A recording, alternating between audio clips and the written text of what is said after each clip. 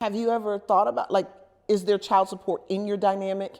And even answering that question, Joy, because you guys have some very distinct journeys that I believe women need to take heed of. Maybe it's not for you per se, but you can think out of the box is all I want to show you today. And I will say this, I've had to go to the route where, so, I put him on child support, but also I ended up taking him off of child support because he couldn't financially, afford to pay.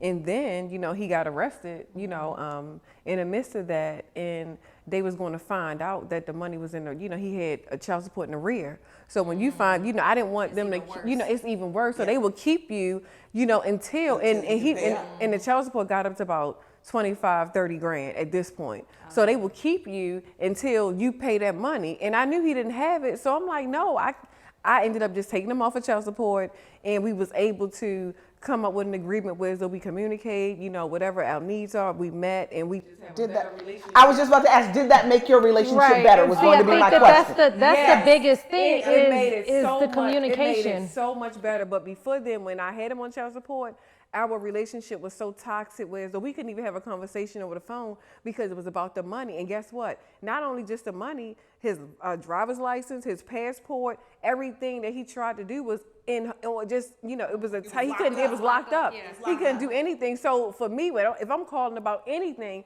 just imagine the energy that you have that, so it don't, and then the kids involved, and if the kids is going from house to house, who want their kid to go over there with that type of energy and they got to go back and forth? Yeah. Right.